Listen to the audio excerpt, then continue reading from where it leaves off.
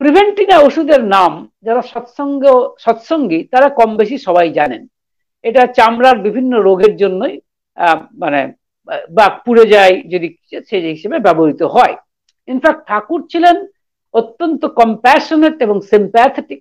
স্বাভাবিকভাবেই মানে তার মধ্যে সাংঘাতিক রকমের সহমর্মিতা ছিল মানুষের জন্য। একবার শ্রদ্ধেয় সুশীল দাস বোন মানে বিশেষ ধরনের চর্মরোগ নিয়ে ঠাকুরের কাছে আসেন। ঠাকুর ওই সমস্যা সমাধান করার জন্য বিভিন্ন আয়ুর্বেদিকের বই থেকে বিভিন্ন গাছগাছরা নিয়ে বিজ্ঞানীদের গবেষণা করতে বলেন। এবং তখন ঠাকুরের আশ্রমে কিন্তু আশ্রম ছোট হলেও সেখানে কিন্তু বড় বড় স্কলার, বড় বড় পণ্ডিত, বড় বড় বিজ্ঞানী, বড় বড় প্রফেসর, বড় বড় ইঞ্জিনিয়ার, তারা প্রত্যেকেই কিন্তু ছিল এই একজনকে ভালোবেসে, ওই শ্রী ঠাকুর অনুকূলচন্দ্রকে ভালোবেসে এবং নিঃস্বার্থ ভাবে ভালোবেসে। তো আমরা দেখছি যে তিনি ওই প্রিভেন্টিনা ওষুধ তৈরি হচ্ছে। প্রিভেন্টিনা ওষুধ যে তৈরি হচ্ছে, ওই প্রিভেন্টিনা ওষুধটা হয়েছে কি, তার যে একটা দাহ্য অংশ, সেটার স্বচ্ছতা, ট্রান্সপারেন্সি কিছুতেই আসছে না। এইটা আনবার জন্য করাতে ওই বিভিন্ন গাছগাছরা নেওয়া হয়েছে যা ঠাকুর বলেছেন, এবং সেখানে ওষুধ তৈরি হচ্ছে এবং প্যারাফিন ইউজ করা হচ্ছে। মলম তৈরি হবে তো, তাই প্যারাফিন ইউজ করা হচ্ছে। তা এবং সেইখানে সেইবার শ্যামাচরণ দাও গেছেন। শ্যামাচরণ দা যেহেতু কেমিস্ট, তাই তিনিও নিজেকে ওই মানে ওর মধ্যে যুক্ত করেছেন ওই ওষুধ তৈরি করার ব্যাপারে। তো তৈরি করার মধ্যে সবাই ছিল, শ্যামাচরণ দাও ছিলেন। হঠাৎ দেখা গেল শ্যামাচরণের গাটা আগুনে পুড়ে গেল। ওই প্যারাফিন ওষুধ এবং মানে কি বলে মানে ওষুধ তৈরি হচ্ছে, ওই আগুনে তার সারাটা গা পুড়ে গেল। এমন ভাবে পুড়ে গেল যাকে বলে ঝলসে গেল।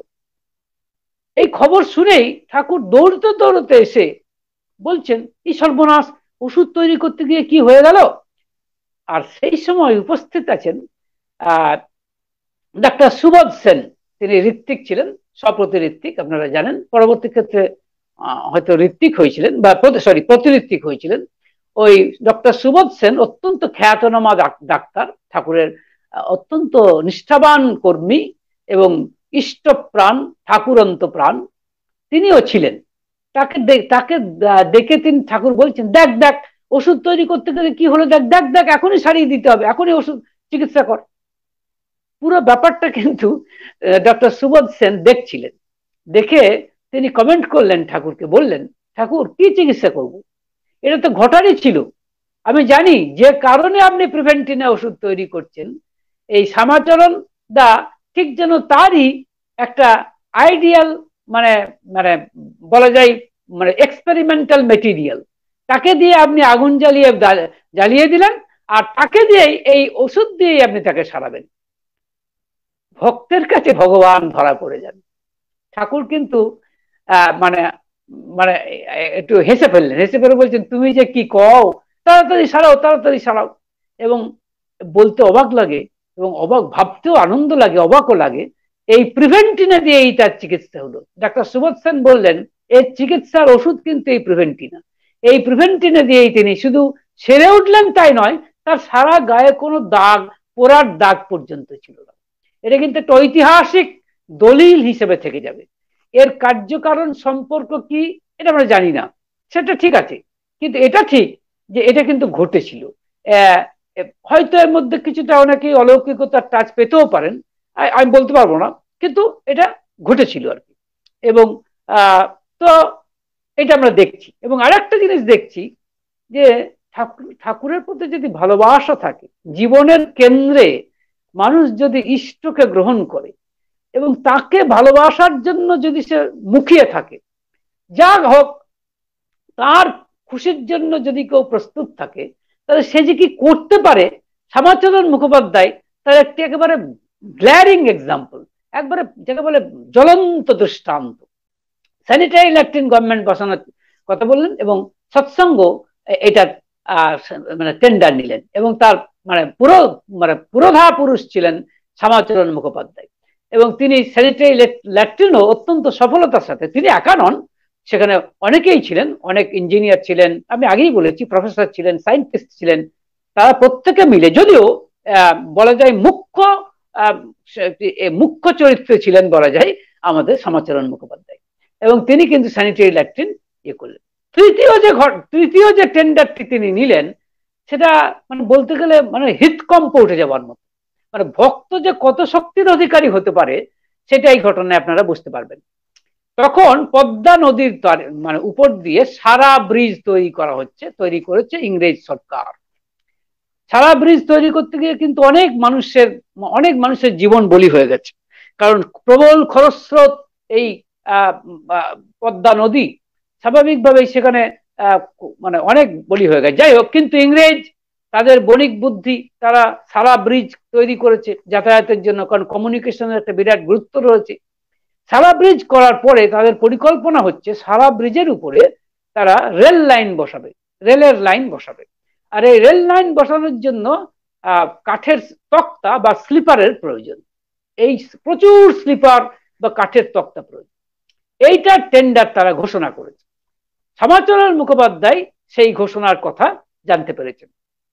তিনি খবর নিয়ে দেখলেন যে এই টেন্ডার তিনি গ্রহণ করার জন্য গেলেন, এবং এই টেন্ডারে যারা দায়িত্বে ছিলেন তাদের মধ্যে তার নিজের শ্যালক শ্রী অমলেশ চট্টোপাধ্যায় মহাশয়, তিনি রেলের ইঞ্জিনিয়ার ছিলেন, তিনিও কিন্তু চিফ ইঞ্জিনিয়ার ছিলেন, তিনিও কিন্তু এতে আছেন।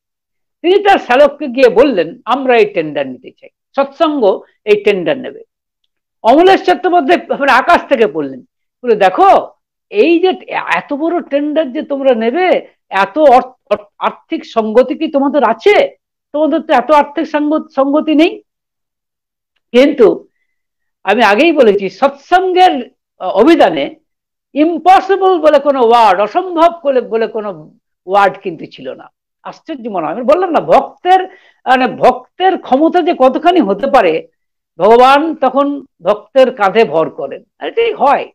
তো তিনি বলে উঠলেন, তা হোক, এই টেন্ডার আমরাই নেব, এটা আমাদেরই নেওয়া চাই, তুমি একটু সাহায্য করো। বলে, কি সাহায্য করব? বলে, ঠিক আছে, আমি তোমাকে বলবো। তখন তিনি উঠে পড়ে লেগে প্রথমেই কাঠ পাওয়ার জন্য তরাই অঞ্চলে চলে গেলেন। তরাই অঞ্চল থেকে বড় বড় কাঠের গুঁড়িকে নিয়ে নদীর জলে ভাসিয়ে দিলেন, অর্থাৎ ওয়াটার ট্রান্সপোর্টকে ব্যবহার করলেন। ক্রমশ গঙ্গা নদী, তারপরে পদ্মা নদী হয়ে সেই কাঠ নদীবাহিত হয়ে কি বলে পদ্মার তীরে এসে জানালো। কিন্তু পদ্মার তীর থেকে হিমায়তপুর আশ্রম নিয়ে যাওয়াটা এত সহজ ছিল না।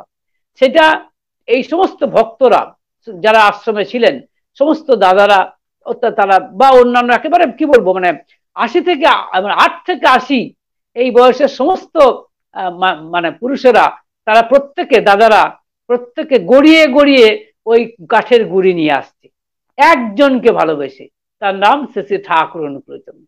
তাদের জীবনের কেন্দ্র ওই একজনের ভালোবাসা যে মানুষের ভক্তের জীবনে কতখানি শক্তি এনে দিতে পারে, এগুলো তার প্রমাণ। এবং সেই গুঁড়িকে নিয়ে আসা হলো এবং আশ্রমে সেগুলো এসে জড়ো হলো। কিন্তু কাটবে কে? অর্থাৎ ওই কাঠ থেকে তক্তা তৈরি হবে, সেটা তো সাধারণ করাত দিয়ে করলে খুব দেরি হয়ে যাবে। কম সময়ের মধ্যে এত বেশি তক্তা সাপ্লাই দিতে হবে, মানে এত বেশি স্লিপার সাপ্লাই দিতে হবে, সেই টেন্ডার সে গ্রহণ করেছে, এত বড় গুরু দায়িত্ব সে নিয়েছে।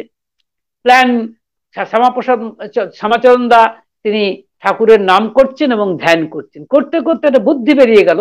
সেই বুদ্ধিটা হচ্ছে এই, তিনি চলে গেলেন তার শ্যালকের কাছে, গিয়ে বললেন, শোনো, তুমি আমাদেরকে একটু সাহায্য করো। বলে, কি সাহায্য? না, রেলের একটা বাতিল ইঞ্জিন আমাদের দাও, বাতিল ইঞ্জিন আমাদের দাও, আর কতগুলো বাতিল রেল লাইন আমাদেরকে দিতে হবে। অমলেশ চট্টোপাধ্যায় বললেন, আচ্ছা ঠিক আছে, এটা না হয় আমি ব্যবস্থা করে দেব। এবং তিনি কিন্তু এই অনুরোধ রক্ষা করেছিলেন এবং রেলের একটি বাতিল ইঞ্জিন এবং কতগুলি বাতিল রেলের লাইন তিনি কিন্তু ট্রেনের ওয়াগন করে, মালগাড়ির ওয়াগনে ঈশ্বরদী স্টেশনে পৌঁছে দিয়েছিলেন। কিন্তু প্রশ্ন, ওই ঈশ্বরদী স্টেশন থেকে কি বলে পাবনা হিমায়তপুর আশ্রম, সেটা তো কম রাস্তা নয়, 21 মাইল, তখনকার দিনে 21 মাইল, মানে মাইলের হিসেবে বলছি, 21 মাইল রাস্তা। এই 21 মাইল রাস্তা এই এত ওজনদার ইঞ্জিনকে কি করে নিয়ে যাওয়া হবে? শক্তিচালিত ইঞ্জিন, তাকে কি করে নিয়ে যাওয়া হবে? আবার বলছি, সৎসঙ্গের ইতিহাসে, সৎসঙ্গের অভিধানে অসম্ভব, ইম্পসিবল বলে কোনো কথা ছিল না। ওই একজনকে কেন্দ্র করে তাদের তার তার খুশিতে খুশি মানি, বললাম না, তার খুশিতে তারা আশ্চর্য আশ্চর্য বুদ্ধি বার করছে। চলে গেলেন তারা, বিভিন্ন বিজ্ঞানীর দল, প্রফেসরের দল, অন্যান্য যারা ছিলেন ইঞ্জিনিয়ারের দল, তারা কি করলেন, ওই শ্যামাচরণ মুখোপাধ্যায়ের নেতৃত্বে তারা ওখানে রেল লাইন পাতলেন। রাস্তার উপরে রেল লাইন পেতে অত্যন্ত কষ্ট করে ওই ইঞ্জিনকে চাকার মধ্যে দিয়ে ওই রেল লাইনের উপরে স্থাপন করলেন এবং ঠেলছেন, সেটা ঠেলে ঠেলে নিয়ে আসছেন। এবার যতটা হচ্ছে এগোচ্ছে, তারপরে পিছনের যে রেল লাইন সেগুলোকে আবার তুলে সামনে পাচ্ছেন, সামনে পেতে আবার সেই ইঞ্জিনকে গড়ানো হচ্ছে। মানে অভূতপূর্ব অকল্পনীয় দৃশ্য যাকে বলে, যারা দেখছে তারাও অবাক। এবং কারণ এগুলো ঠেলছে যারা, তাদের মধ্যে কে আছে? তাদের মধ্যে রয়েছেন বিরাট বিরাট ইঞ্জিনিয়ার, হ্যাঁ, অত্যন্ত খ্যাতনামা ইঞ্জিনিয়ার, প্রফেসর, বিজ্ঞানী তারা রয়েছেন, এবং রয়েছেন স্বয়ং শ্রী শ্রী ঠাকুর অনুকূলচন্দ্র। ভগবান এসেছেন ভক্তকে সাহায্য করতে। এ কি অপূর্ব অনির্বচনীয় দৃশ্য! এ হয়, এও যে বাস্তবে হয়, মানে ভাবলে অবাক লাগে। তাই বলা হয়, ঠাকুর সম্ভব বলেওছেন এই কথা, যে মানে জগন্নাথ দেব হচ্ছেন ঠুটো, তিনি নিজে কিছু করতে পারেন না, কিন্তু তাকে জড়িয়ে যদি কেউ ধরে, তিনি তার পা আছে কিন্তু তিনি কিন্তু টেনে নিয়ে যেতে পারেন। ভক্তরা যখন আপ্রাণ চেষ্টায় এক পা এগিয়ে আসেন, ভগবান তাদের সাহায্যে এগিয়ে আসেন। একটা ইংরেজিতে একটা কথা আছে, god helps those who help themselves. এটা ইংরেজিতে কথা আছে, যারা নিজেদের, এবং তারা ভগবান ভক্তদের সাহায্যে এগিয়ে এসেছেন এবং ঠেলতে ঠেলতে নিয়ে আসছেন ওই বাতিল ইঞ্জিনকে। এবং নিয়ে আসা হলো হিমায়তপুর আশ্রমে। এসে আমরা দেখছি যে ওই শক্তিচালিত ইঞ্জিন দিয়ে কাঠ চেরাইয়ের কাজ হবে এবং তক্তা তৈরি হবে, স্লিপার তৈরি হবে। কিন্তু প্রশ্ন হচ্ছে, এখানেও সমস্যা দেখা দিল। সমস্যা হচ্ছে ওই শক্তিশালী চালিত ইঞ্জিনটির ফুয়েল অর্থাৎ জ্বালানি কি হবে? তখনকার দিনে কয়লা খুব দুষ্প্রাপ্য ছিল। তখন উপায় কি? সেই জগন্নাথ, তাকেই ধরা এবং বোঝানো, মানে বলা, সমাধান তিনিই দিলেন। যদিও এরাও চিন্তা করেছেন, চিন্তা করতে করতে কাঠের ফুয়েল, কাঠের জ্বালানি ব্যবহার করা হয়েছিল। আপনারা শুনলে অবাক হয়ে যাবেন। এই কাঠের জ্বালানি ব্যবহার করে এই বাতিল ইঞ্জিন দিয়ে, এই শক্তিচালিত ইঞ্জিন দিয়ে কাঠের তক্তা তৈরি হলো। এবং যে নির্দিষ্ট সময়ের মধ্যে এই টেন্ডার মানে সম্পূর্ণ করার কথা ছিল, সারা ব্রিজের যে সমস্ত তক্তা বা স্লিপার, কাঠের তক্তা সাপ্লাই করার ব্যবস্থা ছিল, তা সুচারুরূপে সম্পন্ন হয়েছিল। এটা আমাদের গর্বের কথা, আনন্দের কথা, মানে আমাদের হৃদয় পুলকিত হয় এটা বিশ্ববাসীর কাছে। কারণ এটা তো ঐতিহাসিক দলিল, এটা যে কেউ দেখলে, এই যে আমি কথাটি বলছি ঐতিহাসিক দলিল, এইগুলো তো সাক্ষ্য আছে। এই যে সৎসঙ্গ গ্রহণ করেছিল সারা ব্রিজের প্রথম রেল লাইনের প্রথম তক্তা তৈরির কাজ, অস্বীকার করবে কে? এটা সরকারি মানে নথিতে, সরকারি ডকুমেন্ট আছে। সুতরাং এটা হয়েছে এবং করা সম্ভব হয়েছে, এবং এর ফলে প্রচুর অর্থ সমাগম হয়েছে। আর এই অর্থ সমাগমের মাধ্যমেই হিমায়তপুরে গড়ে উঠেছে বড় বড় অট্টালিকা, ঠাকুরের বিভিন্ন প্রজেক্ট, সৎসঙ্গ কেমিক্যাল ওয়ার্কস, হ্যাঁ, সৎসঙ্গ কেমিক্যালস, মেকানিক্যাল ওয়ার্কস, স্টুডিও, চিত্রশিল্প, তপমন বিদ্যালয়, কি নয়। এই যে বিভিন্ন প্রজেক্ট বা বিয়ে, এগুলোতে এমনি এমনি গড়ে ওঠেনি, এগুলোর জন্য পয়সার প্রয়োজন হয়েছে, এবং সেই পয়সা, শ্রম, এগুলো কিন্তু তার ভক্তরাই করেছে। অবশ্যই পিছনে রয়েছেন চালিকা, বলা যায় চালক বা চালিকা শক্তি, ওই শ্রী শ্রী ঠাকুর। একজনকে ভালোবেসে তাদের শক্তির পরিমাপ আপনারা লক্ষ্য করুন। এবার দেখুন আর একটি শক্তির পরিমাপ, যে তিনি মানে ঠাকুরের এটাও একটা বলার আছে, ঠাকুর এই গোপালদাকে নিয়ে কতগুলি মন্তব্য করেছিলেন। এই মন্তব্যের মধ্যে একটি মন্তব্য এরকম, এবং সেই মন্তব্যটা এইবার ঘটনায় প্রমাণ হবে। আমি যে ঘটনাটা বলতে যাচ্ছি, দুটো ঘটনা বলবো আপনাদের, যেখানে ঠাকুরের এই মন্তব্যের সারবত্তা আপনারা বুঝতে পারবেন। ঠাকুরের এই মন্তব্য যে 100% সঠিক ছিল তা আপনারা বুঝতে পারবেন। এটা ঠাকুর বলেছেন 1956 সালের 8ই ফেব্রুয়ারি, আলোচনা প্রসঙ্গে আপনারা এটা পেয়ে যাবেন। 1956 সালের 8ই ফেব্রুয়ারি ঠাকুর বলছেন যে গোপাল ছিল মানে মানে বাঘ যেমন শিকারের আর আশায় ঘুরে, গোপাল তেমনি মানুষের আশায় ঘুরত, আর মানুষ পেলেই তাকে একেবারে কাত করে ফেলতো, আর এটা যেন তার কাছে একটা খেলার মতো ছিল। এই কথা বলছেন স্বয়ং শশী ঠাকুর অনুকূত, এবং সত্যিই যে তাই তার প্রমাণ শুনুন। এবং দুটি অদ্ভুত ঘটনা ঘটেছিল যা হিমায়তপুর আশ্রমের ক্ষেত্রে, হিমায়তপুর আশ্রমের ইতিহাসে দুটি আশ্চর্য দলিল হিসেবে, ঐতিহাসিক দলিল হিসেবে চিরভাস্বর থাকবে। এটা ভক্ত মাত্রই আপনাদের জানা উচিত, এবং শুধু শ্রী ঠাকুর অনুকূলচন্দ্রের ভক্ত হিসেবে নয়, বিশ্ব মানে বিশ্ব আধ্যাত্মিক ইতিহাসে যে কোনো ভগবান বা যে কোনো পুরুষোত্তমের ভক্তদের এটা জানা দরকার যে ভক্তের ক্ষমতা কত দূর যেতে পারে যদি সে ভগবানের ভগবানের কে জীবনের কেন্দ্রে নেয় এবং একমাত্র ভগবান ছাড়া আর কিছু বোঝে না এবং তাকে নিঃস্বার্থভাবে ভালোবাসে। তাহলে শক্তি যে কতখানি হতে পারে তার দুটি উদাহরণ। একটি ঘটেছিল 1935 সালে। 1935 সালে জন অ্যান্ডারসন, ইংরেজ আপনারা জানেন, তখন তিনি ছিলেন বেঙ্গল গভর্নর, এবং এই বেঙ্গল গভর্নর হিসেবে আমরা দেখছি যে তিনি এসেছিলেন পাবনা শহরে কতগুলি কাজ করার জন্য। কিন্তু কাজ করতে করতে তিনি যে কোনো কারণে অত্যন্ত টায়ার্ড অ্যান্ড এক্সস্টেড, অর্থাৎ ক্লান্ত হয়ে পড়েন। তিনি স্থির করেন যে পদ্মা নদীর উপরে, বজরার উপরে মধ্যে তিনি মানে কি বলে বিশ্রাম গ্রহণ করবেন, এবং সেই হিসাবে তিনি পদ্মাবক্ষে বজরার মধ্যে, বজরা মানে হচ্ছে ওই বিশেষ জাতীয় এক ধরনের নৌকা যেটা মানে অত্যন্ত বিলাসবহুল এবং যেখানে বিশ্রামের সমস্ত ব্যবস্থা থাকে, সেইখানে তিনি বিশ্রাম নিতে বসেছেন।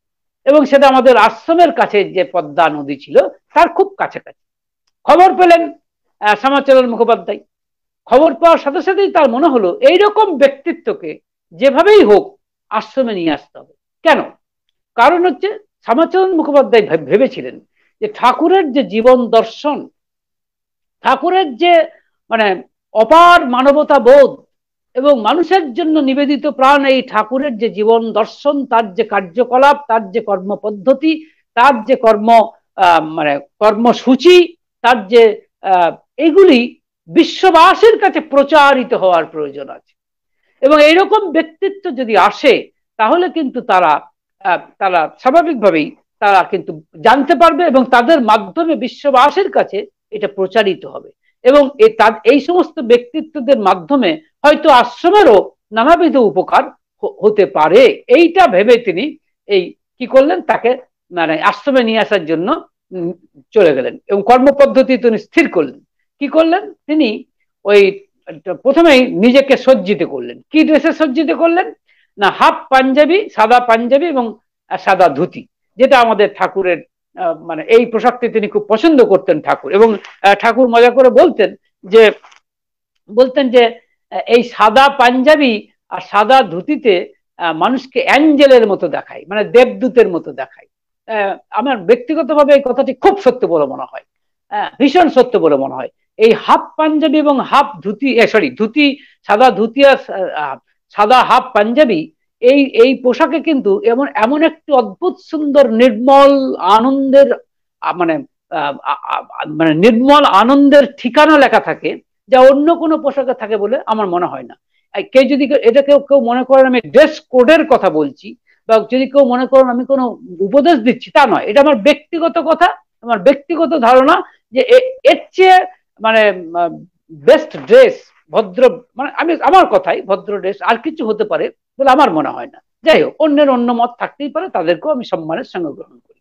তো যাই হোক, এই শ্যামাচরণ মুখোপাধ্যায় মহাশয় তিনি কিন্তু এই ড্রেসে সজ্জিত হলেন, এবং তিনি তার একটা লাঠি ছিল সোনা বাঁধানো, সেই লাঠিটিকে নিলেন, আর একটি ঘড়ি ছিল তার, সেই ঘড়িটিকে নিলেন। এই যে মানে ভদ্র বেশে তিনি গেলেন, এটাও কিন্তু তার প্রিয় পরমের জন্য, অন্য কোনো কারণে নয়। তিনি গেলেন এবং দেখা করতে যাচ্ছেন, কিন্তু তাকে ঘিরে আছে রক্ষী নৌকা, এবং সেই রক্ষী নৌকাতে প্রচুর সিকিউরিটি রয়েছে। প্রথমেই তিনি সেই সিকিউরিটির কাছে মানে মুখোমুখি হলেন, তারা বাধা দিলেন, তারা বললেন না, ভিতরে যাওয়া যাবে না। তখন অত্যন্ত সুমধুর কণ্ঠে আমাদের কথা বললেন শ্যামাচরণ মুখোপাধ্যায়। বলা বাহুল্য, শ্যামাচরণ মুখোপাধ্যায় কিন্তু খর্বাকৃতির মানুষ ছিলেন, তেমন তেমন কিছু উঁচু ছিলেন না, মানে ছোটখাটো মানুষ ছিলেন, কিন্তু অপূর্ব সুন্দর লালিত্য তার, এবং অপূর্ব সুন্দর তার চেহারা। আর তারও চেয়ে বেশি বেশি আকর্ষণীয় ছিল তার কথাবার্তা, সুমধুর কথাবার্তা, তার যে ব্যক্তিত্ব, অপূর্ব ব্যক্তিত্ব। ব্যক্তিত্ব কাকে বলে এটা ঠাকুর ভারী চমৎকার করে বলেছেন, যে ভারী চমৎকার করে তথাকথিত যারা ব্যক্তিত্ববান মনে করে তাদের সম্পর্কে বোধহয় এই ছড়াটা দিয়েছেন ঠাকুর, যে বলছেন ব্যক্তিত্বে তোর মানে হর খেয়ালে খেলছে ফাটা, কত নাচনে নাচছিস রে তুই, হিসাব করে দেখলি সেটা? হ্যাঁ, বাদর নাচন নাচলি কত, বাহ বাহ কত পেলি বাতুল, ভাবছিস তুই মস্ত মানুষ, কেউ কি আছে তোর সমতুল, পাগল বেকুব, ওরে দিগ্গজ খতিয়ে কি দেখলি হাই, ভ্রষ্ট স্বার্থ টান ছাড়া কি অখণ্ডতা তোর গজায়। মানে অখণ্ড ব্যক্তিত্ব যদি আমি গ্রহণ মানে তৈরি করতে চাই, তবে ওই পৃষ্ঠ স্বার্থে হওয়া চাই, ইষ্ট স্বার্থে হওয়া চাই, দ্বিতীয় পন্থা নেই, মানে ভিন্ন কোনো পন্থা নেই। তা এই ছিল, যেহেতু পৃষ্ঠ স্বার্থী ছিলেন শ্যামাচরণ মুখোপাধ্যায়, ইষ্টই তার একমাত্র স্বার্থ ছিল, তাই তার ব্যক্তিত্ব ছিল অখণ্ড, যাকে বলে ইন্টিগ্রেটেড পার্সোনালিটি। এই ব্যক্তিত্বের কাছে ওই রক্ষী বাহিনী স্তম্ভিত হয়ে গেল, মুগ্ধ হয়ে গেল, যা অন্য কাউকেই যারা কোনোভাবেই ছাড়তেন না, শ্যামাচরণ মুখোপাধ্যায়কে তারা কিন্তু জায়গা ছেড়ে দিলেন। এর কি ব্যাখ্যা দেবেন? জানা নেই। একটু আগে বলছিলাম না যে ভক্তের যে কি ক্ষমতা হতে পারে। ইংরেজ গভর্নর, বুঝতেই পারছেন, বেঙ্গল গভর্নর তিনি জন অ্যান্ডারসন, 1935 সালের কথা বলছি, ইতিহাস সাক্ষ্য দেবে। এই কথা যেগুলো বলছি কেউ প্রমাণ নিতে পারেন, এই কথাগুলো কেউ ভেরিফাই করে দেখে নিতে পারেন, কোনো অসুবিধা নেই। আমি এই সামনাসামনি আপনাদের ক্যামেরার সামনাসামনি হয়ে বলছি। তো রক্ষীরা কিন্তু ছেড়ে দিলেন, কিন্তু ছেড়ে দেওয়ার পর দ্বিতীয় বাধা এলো জন অ্যান্ডারসনের যিনি সেক্রেটারি, তিনি বললেন যে না, এখন তো দেখা হবে না, কারণ জন অ্যান্ডারসন বিশ্রাম নিচ্ছেন, তাকে কমপ্লিট রেস্ট থাকার কথা বলা হয়েছে, ডাক্তাররা থাকতে বলেছেন, স্বাভাবিকভাবেই তিনি তো এখন দেখা করতে পারবেন না। তখন আমাদের এই শ্যামাচরণ মুখোপাধ্যায় কি করলেন, পকেট থেকে তার ভিজিটিং কার্ডটা এগিয়ে দিলেন। ভিজিটিং কার্ডটা দেখে স্তম্ভিত হয়ে গেলেন সেক্রেটারি। এই প্রত্যন্ত গ্রামে, এই একেবারে গন্ড গ্রামে এইরকম শিক্ষিত একটি মানুষ, তারপরে দেখলেন কি এমএসসিতে কেমিস্ট্রিতে MSc first class third, Gyanchandra ঘোষের অভিনীতে তিনি রিসার্চ করছেন, এত বড় পণ্ডিত, এত বড় ব্যক্তিত্ববান। এবং তখন তিনি তার সাথে কথা শুরু করলেন। কথা শুনে যখন দেখলেন মানে এই যে কি সুমধুর তিনি কথা বলছেন, এবং নিখুঁত ইংরেজিতে কথা বলছেন, বিশুদ্ধ ইংরেজিতে তিনি কথা বলছেন, অপূর্ব সুন্দর কথাবার্তা, মোহিত হয়ে গেলেন সেক্রেটারি। তিনি কি করলেন, মানে দেখা গেল নিজের থেকে তিনি নিয়ে গেলেন স্বয়ং অ্যান্ডারসনের কক্ষে এই শ্যামাচরণ মুখোপাধ্যায়, এবং তিনি গেলেন এবং গিয়ে শ্যামাচরণ মুখোপাধ্যায়কে দেখে তার ওই সুন্দর ড্রেস এবং তার সুন্দর অপূর্ব সুন্দর লালিত্যপূর্ণ তার ওইরকম চেহারা এবং ওই রকম ব্যক্তিত্ব, ওই ব্যক্তিত্বপূর্ণ এই ব্যক্তিটিকে দেখে জন অ্যান্ডারসন ইংরেজ তিনি কথাবার্তা শুরু করলেন। এবং শুরু করার পরে তিনি দেখলেন, বাপরে বাপ, এর কি অগাধ পাণ্ডিত্য, বিশেষ করে রসায়ন শাস্ত্রে তার কি অগাধ পাণ্ডিত্য। মোহিত হয়ে গেলেন। এবং শুধু রসায়ন শাস্ত্র নয়, যখন তিনি শুনলেন যে ঠাকুর অনুকূল চন্দ্রের আশ্রমে এইরকম ওয়ার্কশপের ব্যবস্থা, এইরকম কর্মপদ্ধতি, এরকম কর্মশালার ব্যবস্থা হয়েছে, এই পাড়াগ্রাম, এই গন্ডগ্রামে এইরকম কর্মযজ্ঞের ব্যবস্থা হয়েছে, ইনি যা বলছেন এগুলো তো মনে হচ্ছে সত্য কথাই। তখন তিনি মোহিত হয়ে গেলেন এবং ঘন্টার পর ঘন্টা ওই শ্যামাচরণ মুখোপাধ্যায়ের সাথে তিনি বাক্যালাপ করলেন। এবং তারপরে শ্যামাচরণ মুখোপাধ্যায় বিশেষ একটি ক্ষণে বলে বসলেন যে আপনাকে কিন্তু আমাদের আশ্রমে যেতে হবে, দর্শন করতে হবে, আমরা চাই, আমরা আপনাকে আমন্ত্রণ জানাই। অ্যান্ডারসন সেই আমন্ত্রণ গ্রহণ করে বললেন, হ্যাঁ যাব, তবে এখন নয়, আমার কিছু কাজ আছে, সেই কাজ ছেড়ে 3-4 মাস পরে আমি যাব। এবং তিনি কথা রেখেছিলেন। ইংরেজদের সম্পর্কে একটা কথা বলতেই হবে, তাদের হয়তো কিছু অবগুণ আছে, কিন্তু গুণও কিছু কম নেই। 1 নাম্বার গুণ হচ্ছে তারা কিন্তু মানুষের মানে সঠিক মানুষকে বুঝতে পারে, আর মানুষের গুণের কদর দিতে জানে। এটা কিন্তু মানতেই হবে। যে রবীন্দ্রনাথের কথা আমরা বলি, যাকে আমরা এত মাথায় তুলে রাখি, তাকে কিন্তু নোবেল পুরস্কারটা এই ইংরেজরাই দিয়েছিলেন। এটা কিন্তু যেন আমরা মাথায় রাখি। এই গুণের কদর কিন্তু তারা করতে জানেন। শ্যামাচরণ মুখোপাধ্যায় এই কথা, তার ব্যক্তিত্বপূর্ণ কথা, নিখুঁত ইংরাজি, বিশুদ্ধ ইংরাজি, এবং এবং এরকম একটি অজগণ্ড গ্রামে এইরকম শ্রী শ্রী ঠাকুর অনুকূলচন্দ্রের এই কর্মশালা, এগুলো তিনি মোহিত হয়ে গেছিলেন এগুলো। এবং তিনি কথা রেখেছিলেন। ইংরেজদের আরেকটি গুণ যে তারা কিন্তু কথা রাখেন, কথা দিয়ে কথা রাখেন, তারা কিন্তু দ্বন্দ্ববৃত্তি করেন না। শ্রী শ্রী ঠাকুর অনুকূলচন্দ্র আমাদের যে বলছেন, যা কথা দেবে সেটা রেখে রাখবার চেষ্টা করবে, গো বিটুইন করো না। তারা কিন্তু গো বিটুইন করো না। এবং যখন এসেছিলেন তখন সেটা বর্ষাকাল, এবং পাবনা থেকে হিমায়তপুর যাওয়ার যে রাস্তা সেটি তখন অত্যন্ত কর্দমার্ত, এবং যে কোনো গাড়ি চলার পক্ষে অসম্ভব, আর যাওয়া যায় না। কিন্তু যেখানে বেঙ্গল গভর্নর আসছেন, তাই সরকারি পয়সায়, সরকারি অনুদানে দেখা গেল পাবনা থেকে হিমায়তপুর আশ্রম সেটা কিন্তু পাকা রাস্তা হয়ে গেল। এটা আশ্রমের ইতিহাসে একটি ঐতিহাসিক দলিল বলে আমি মনে করি। এগুলো জেনে রাখা দরকার। তো এবং প্রথম পাবনা জেলা থেকে, পাবনা শহর থেকে হিমায়তপুর আশ্রম পর্যন্ত পাকা রাস্তা হলো, এবং এলেন জন অ্যান্ডারসন। এবং জন অ্যান্ডারসন যখন এসে পুরো আশ্রমটা ঘুরিয়ে দেখালেন এই শ্যামাচরণ মুখোপাধ্যায়। শ্যামাচরণ মুখোপাধ্যায় দেখালেন, এবং পরবর্তী ক্ষেত্রে শ্রী ঠাকুর অনুকূলচন্দ্রকে তিনি দর্শন করলেন। দর্শন করার পরে তিনি অবাক হয়ে গিয়ে, যাকে বলে সম্পূর্ণ অবাক হয়ে গেছিলেন যে এটা সত্য হতে পারে এই গণ্ডগ্রামে। এবং এবং তিনি যে সত্যিই মোহিত হয়েছিলেন, তিনি বলেছিলেন যে আমার দ্বারা এই সৎসঙ্গে যে যা উপকার হবে তা আমি করতে রাজি আছি। এবং তিনি তা করেছিলেন। এবং আপনাদের বলে রাখি, ঐতিহাসিক দলিল, যাচাই করে নেবেন এই কথাটি। তিনি কিন্তু আশ্রমের যে ভিজিটার্স বুক, সেই ভিজিটার্স বুকে তার কমেন্ট, তার মন্তব্য যে যা লিখে গেছেন, আমি সেটা কোট করছি। তিনি লিখেছেন যে satsang is doing excellent work in education, art, social service and religion. I'm sure the ashram is a force with great potentialities for the moral and physical betterment of Bengal, and I wish it every success in surmounting the difficulties which face it. As far as it lie in my power to do so, I shall be glad to assist in this connection.